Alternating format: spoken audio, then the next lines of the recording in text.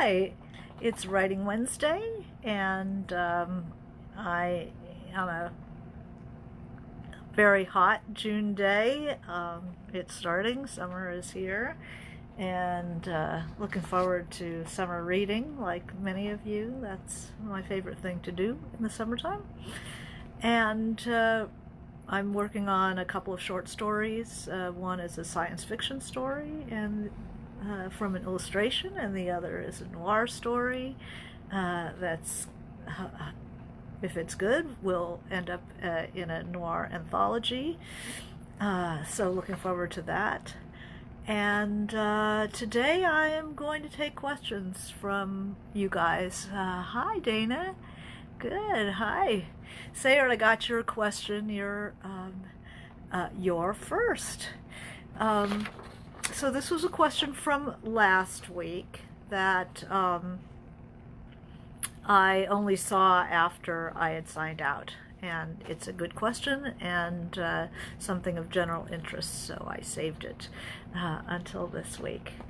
And so Sayre writes, she was writing about how to kind of get a story to open up. And she writes, I'm writing upmarket women's fiction, which we don't have to really worry about what that the categories, but it does help writers sometimes to pinpoint certain genres have certain needs, and this must be for the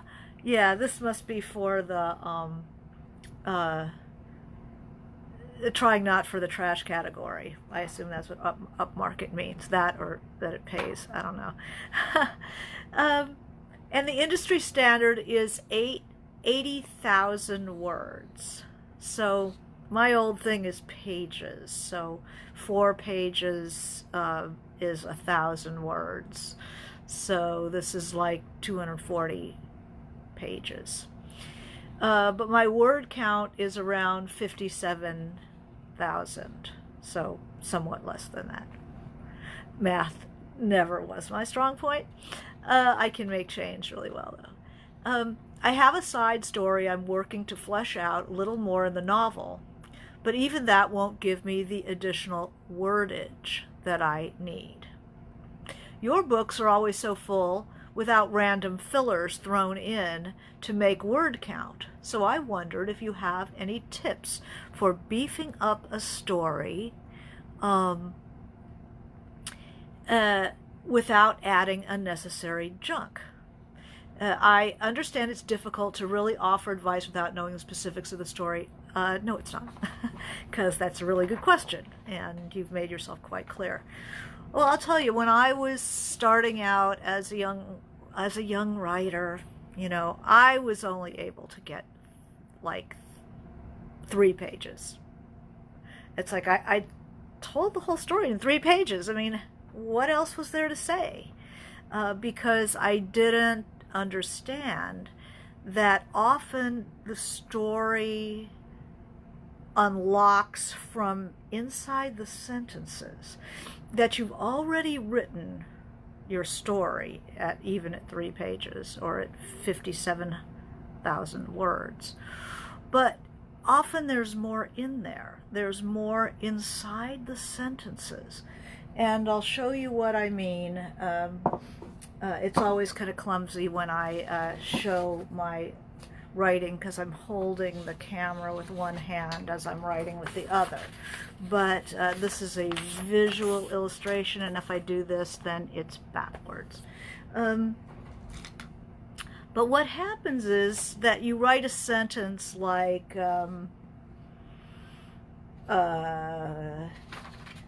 she went to the river.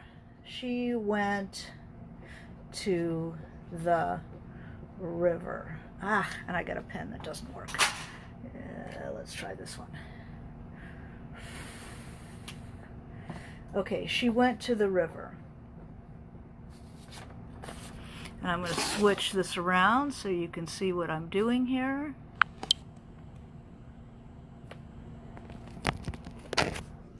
All right, so she went to the river.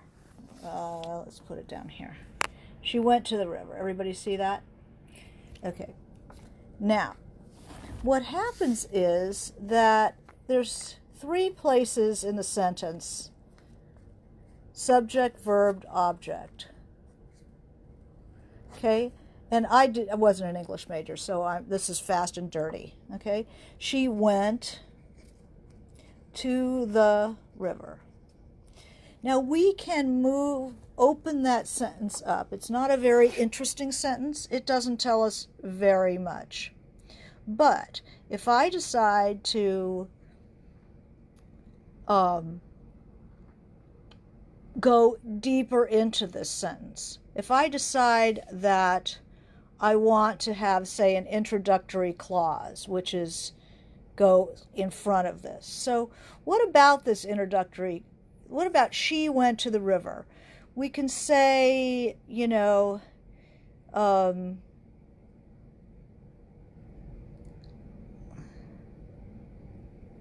after the funeral.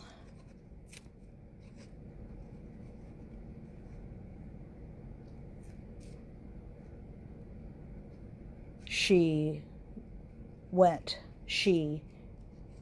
to the river. And the thing about this is called sentence loading. Sentence loading. That's what I call it. Sentence loading.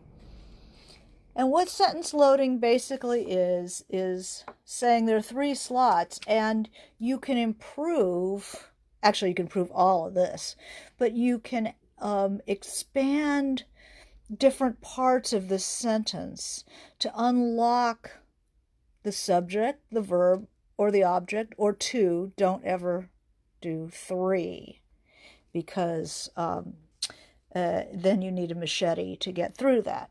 But after the funeral, and then what happens is you fix the curtains, you get new curtains, and then the sofa looks terrible. So that went is one of the terrible 20, so we always want to fix that. After the funeral, she, let's say, drifted down to the river.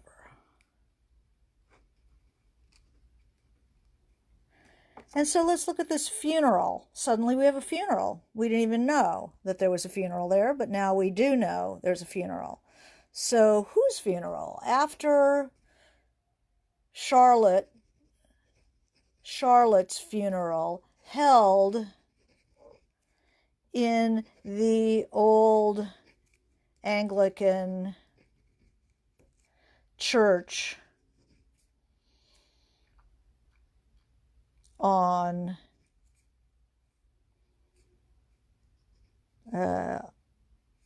off the square.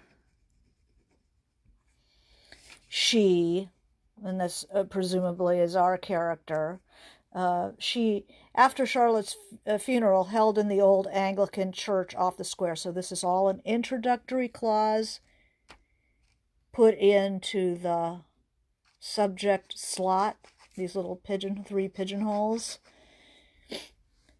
She drifted down to the river. Now you see that's kind of top heavy a sentence, so you're always looking, you would balance that maybe in the next sentence with a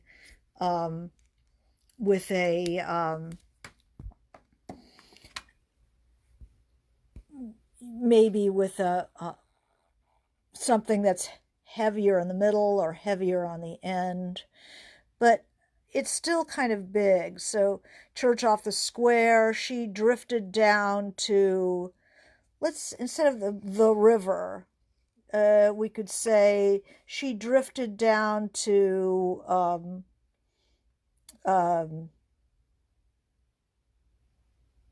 somebody's cove, down to Lasker's cove. Now the sentence becomes that much more interesting, becomes that much more complete. And what you're doing is you're unlocking the story from inside the words, from inside what you've already written. So we go from she went to the river and it's all in all of its beautiful limitation, to after Charlotte's funeral held in the Anglican Church, we could say even in the Anglican chapel, off the town's main square, she drifted down to Lasker's Cove. And if we don't know what Lasker's Cove is, we can say Lasker's Cove on the river. Okay, there you go. So what you've done is you've gone from the sketchy and Spartan, she went to the river, to something with some meat on it. Now, you don't want to ever follow, you always are looking for variety, so you're never going to follow a sentence. You're never going to follow a sentence with a big introductory clause, with another one with a big introductory clause. You might want to be shorter. You might want to emphasize the verb area. So we're always looking for for variety. And so things balance out in the long run because you are working for variety in the short run. So that's harmony in the ecosystem, is where there's variety at all times. And after a few long sentences, you might want a punchy short one. Or if you have a bunch of punchy short ones, then you're going to want a nice big rambling one. It's always good to know that just a rule of thumb, if you do this sentence loading, don't have like a really short subject slot, really short object slot, verb slot, and then this really heavy one at the end. When people accuse you or one of the run-on sentence, it's overloading in that third slot. So see if you can break it up and move it into an introductory clause, or figure out how you can get that, or cut it, halfway, or, don't overweight at the end. That's one caveat. So it's often like a sentence that is underexplored sometimes misses the story, because what happens with writing is we're always in such a hurry to find out what happens. As writers, we're in such a hurry to find out what happens that we forget that the story is going to be down inside the sentence, going down inside. That's where most of the story is. So it's like a water strider. Anybody know what that water strider is? A bug. I'm going to turn this around again. A water strider is a bug. So here's your water strider. And he or she is trying very hard to get from A to B. What the heck is going to happen in this scene? And they hurry and stay on the surface until they get here. But what they don't realize is the story is down here. You have to dive into the sentence and really see what's down here, rather than it being such a rush to get across. So that's the first thing. And Linda says, tell us the importance of diagramming sentences. It's very good. It's very good to... I wasn't an English major. I had no idea how to diagram a sentence. I did it in junior high. Miss Shea, who used to have like paisley shoes, she was the Latin teacher. But once I started writing, I found that even the attempt to diagram sentences, I got a book, a grammar book, basic educational Barnes and Noble book, and I really tried to diagram some sentences, like Styron sentences, complex sentences, just to see how they were put together. And I wasn't going to get a grade on it, so I didn't care if I was right or not. It just was interesting. And I find that's a really good thing to do, is to is to try diagramming the sentence. So you'll find there is stuff inside the sentences that you can pull it open. Also, this is something that other people will do better for you than you will. There's a symbol when I teach or when I edit somebody's work that will look like this. Here I am turning it around again. Okay.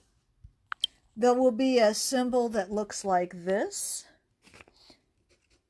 or a symbol that looks like this. And what this means is unpack, and what this means is open the door, unpack. There's more. It's when the reader feels there's more there. Open the door, unpack that sentence, because where you need to expand is not by adding another story, by adding more diversions, by adding, if the book is done at 57,000 words, it doesn't necessarily need a subplot. What it needs is some air inside the sentences. Some air inside not even air, but there are things that maybe you haven't, doors that you haven't opened, things that you could go one more step. You could look into that. But often it takes somebody else to notice, there's something about those girls right here. Doesn't she have a reaction? Make sure your characters always have reactions to what happens, that they have an internal life as dialogue goes on, that they're awake. It's not just the story, but the character. We read not for what happens, but for the character's take on what happens. So you can make sure there's a goodly amount of reaction. You and I obviously have the opposite. You and I obviously have the opposite problem. For me, it's keeping me from opening every drawer and every closet. But definitely, if you need more bulk, it's usually not external to what you've already written. It's inside.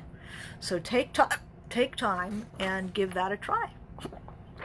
All right. So my next question is Steve DeGroot. I hope you're listening. So Steve DeGroot wrote, he's writing first novel, and he wrote, "How can new writers, if warranted, break the rules and get away with it?" I think that, first of all, everybody watching this should know these are what I'm proposing is kind of a baseline, and you can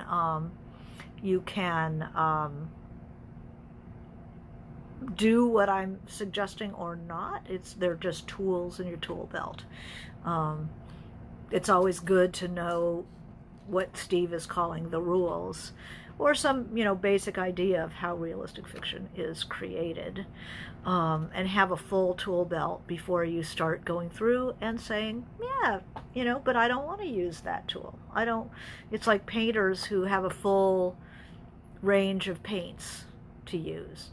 Every painter has a full range of paints, but some painters prefer to use, like, I'm only going to use black and blue in this painting. Well, why not? It's good. They all know that they can use all of the colors, but they prefer for this painting, for certain reasons, their own reasons, they think it would be more interesting as just black and blue. So when you talk about a writer like Ondaatje, think about what his choices are. So how can new writers, if warranted, break the rules and get away with it? I am reading Coming Through Slaughter, Michael Ondaatje's brilliant 1976 novel presenting New Orleans early jazz musician Buddy Bolden and his descent into madness. At times it's like reading Finnegan's Wake, which is all music. It's all association by the sound of words. It's like a song. So it's always good to listen to Finnegan's Wake rather than reading on page, or do it at the same time, because it makes more sense to the ear than to the eye. Ondaatje ignores the rules for punctuation. He's shifting point of view, and fragmentation of the story is like a slow-motion cyclone. How can new writers break the rules and get away with it?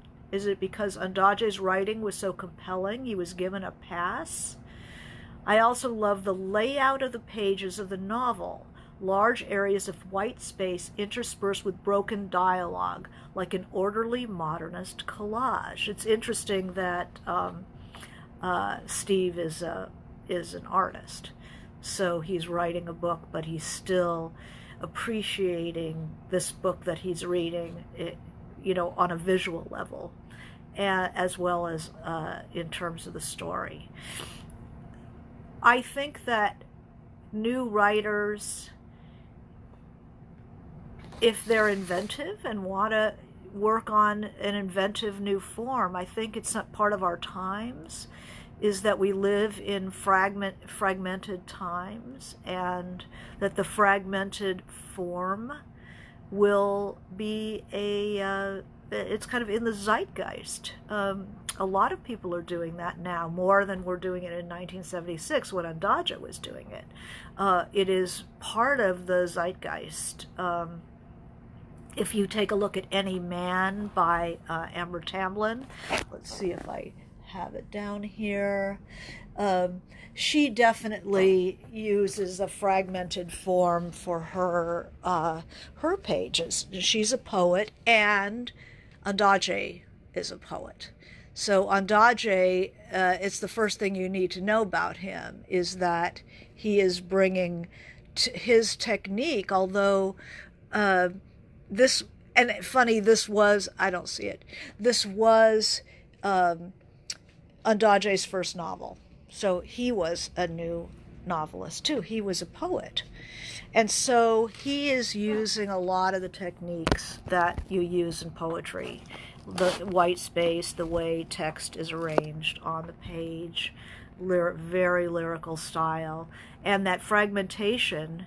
Why would a new writer be less permitted to do experimental work than an experienced writer? I think that a first-time writer, you're finding your form. Why wouldn't you experiment with form? So to me, that, especially if you're an artist, you would certainly be interested in playing with the visuals and playing with materials and making collage for on the story level. It is, the thing about experiments is that it's riskier. Not all experiments succeed. That's why they're experiments. It would be very helpful to look at how is he doing it? How much of that book, say, is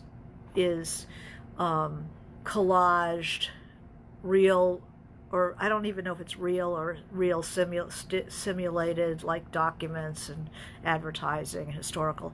You often don't know how much is just literally the thing, a bit of newspaper, or did he write the bit of newspaper? Who knows? Bit of history.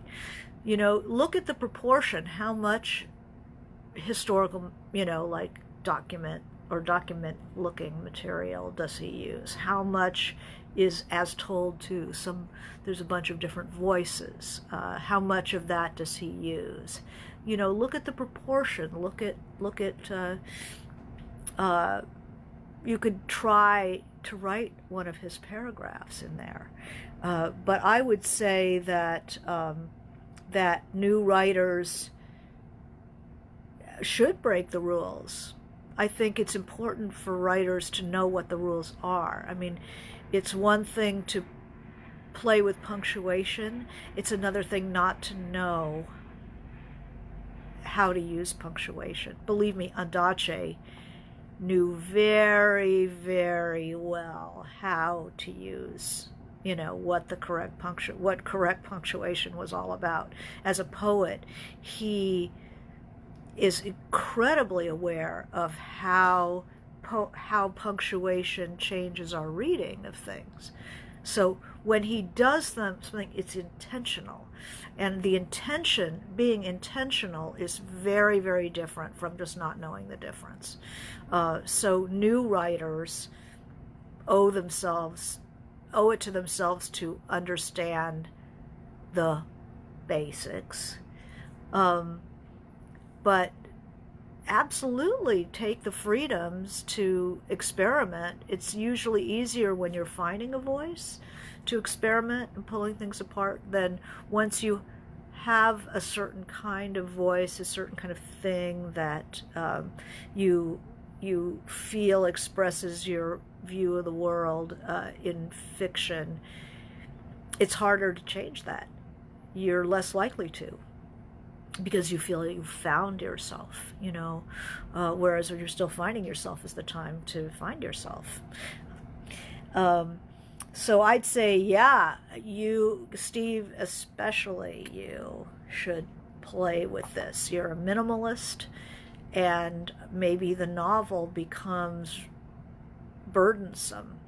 There's a wonderful book by a woman named Mary Rakow, who actually this guy has collaborated with Steve, who had a very long novel, very dense material, and she went and saw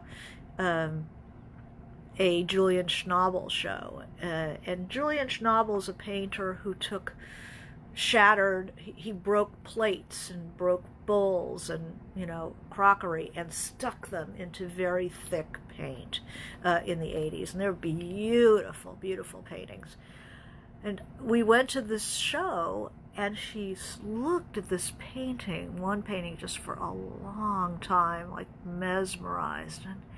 And when we left that show, she says, "Janet, I know what I'm going to do with my narrative. I am going to break it. I'm going to smash it and do things with the fragments." And so she did, and she wrote a book called The Memory Room, which is absolutely an exquisite book. I recommend it to anybody. And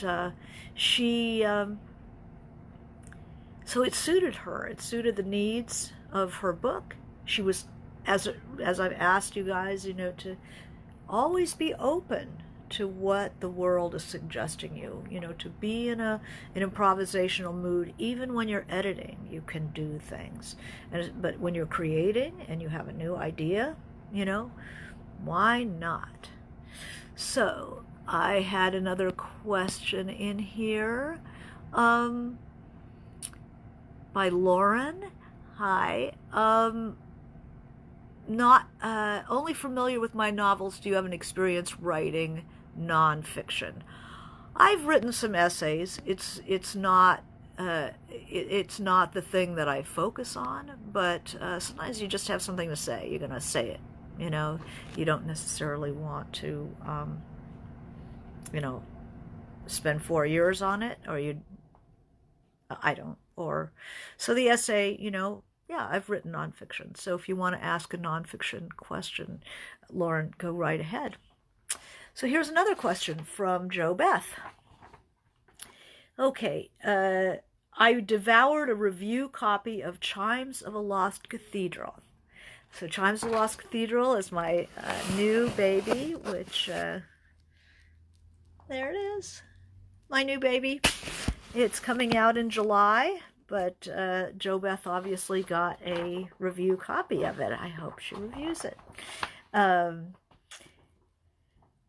She loved it and was especially fascinated with the real-life poets in Marina M's life. She's a poet. My protagonist is a poet, and there are real-life poets in this book that she interacts with.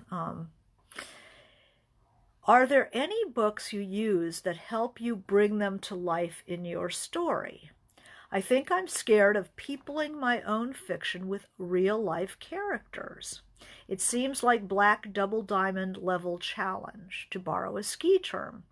So I'm curious, was it difficult to place these poets into Marina's fictional world? Or was it helpful to have their lives and struggles to better illuminate Marina's journey? Well, that's a wonderful question that anybody writing historical, especially, asks themselves all the time. It's something that has been done pretty regularly. It's Doctorow, I think, probably more than anybody is responsible for opening the door on that one. He uses historical characters as characters pretty regularly in his books. And I have a character who's coming of age as a poet in revolutionary Petrograd, a place where there were the most famous Russian poets were, with the exception of just like one or two, were living in Petrograd, and they all lived together at the House of Arts on Nevsky Prospect, kind of a way of keeping the roof over their heads and food in their mouths. And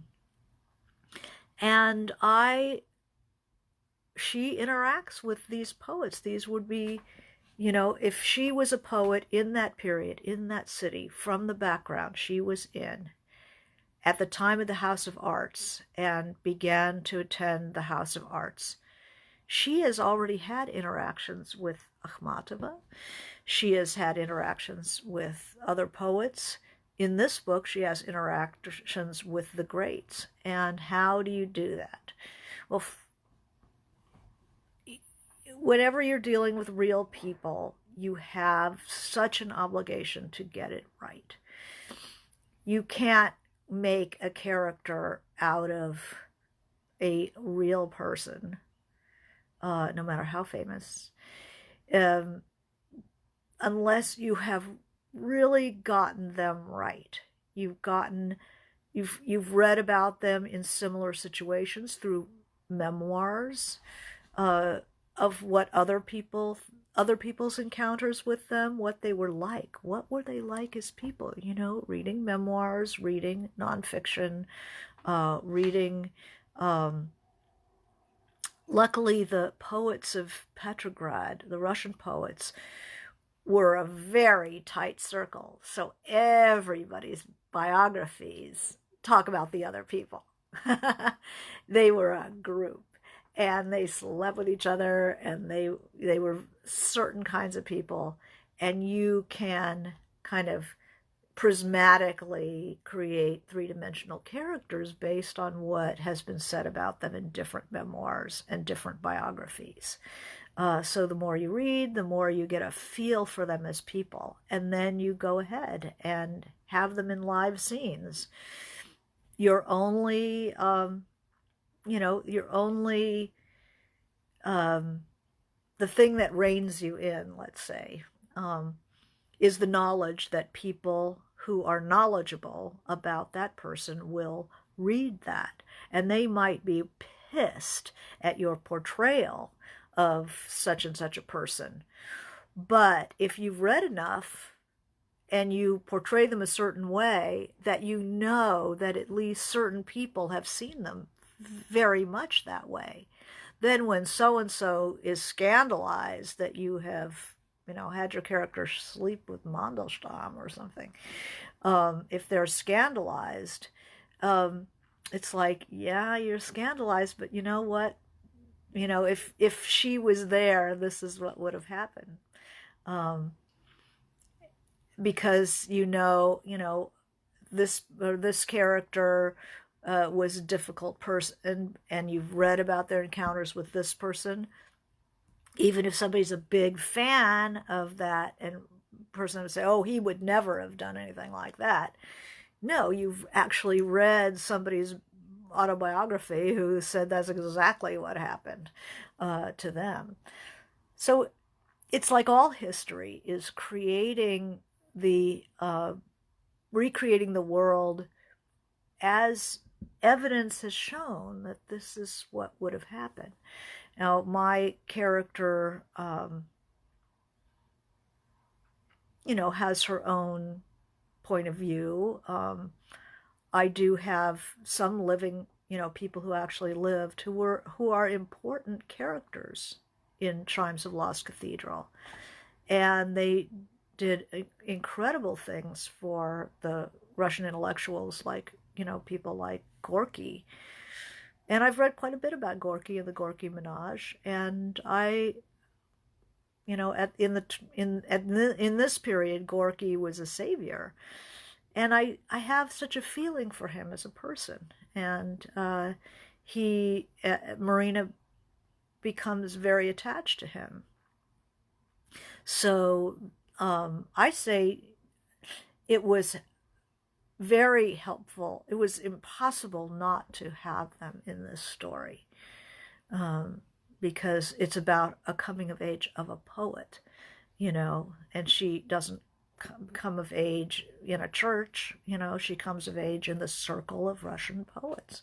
So that was real, and I have to the worst thing that could happen is people who are also aficionados of Russian poetry, translators of Russian poetry, scholars of Russian poetry, could be upset that I portrayed their favorites in a certain way or other.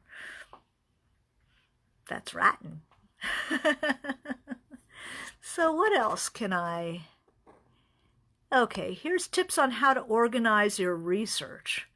I am Danielle. I am researching over 4,000 years of history for historical fantasy, and I'm constantly overwhelmed with the content. Do you use a program or a system help? Oh, yes. Oh, yes. It's called Scrivener, and Scrivener is an amazing program to organize your research, because you can write. You can have your chapters above, you can have your chapters above and your, so it looks like that on your computer screen. There's Scrivener, okay? And I'm going to open some Scrivener, and you can see what Marina M. and Chimes of a Lost Cathedral look like in my Scrivener. Let's see, it's down here. And... see, here's Scrivener. So here are my chapters, and I ended up doing more of it in Word. This is like a first draft of Marina. So these are the actual chapters. They look like that, actual chapters. Then the research, and then here's more chapters, up above. And then as you go down, here's my research. And I put all of my research on this thing. So I could toggle between a chapter, say, here's my cast of characters.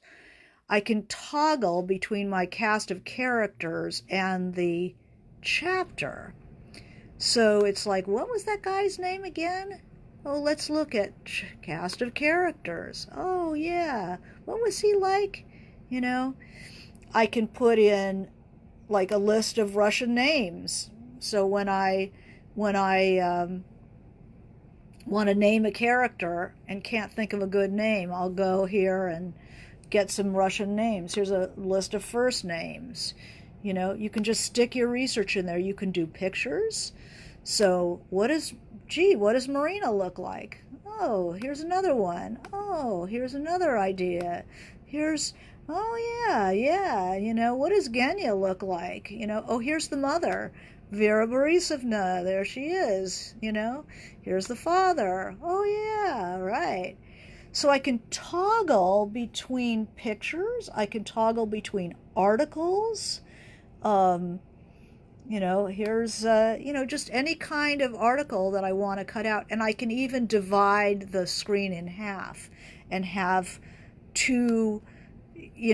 I can have both my research and the chapter, or two pieces of research up at the same time, and toggle. Scrivener is invaluable, and you have to pay for it. I think it's like $40. And I had trouble with it in later drafts, because for some reason I could not email anything straight from Scrivener. I had to pull it out to email it, and because I'm working with an editor in New York, I was doing, after the first draft, I was emailing stuff. So I ended up working in Word, but I always would go back for the research to Scrivener.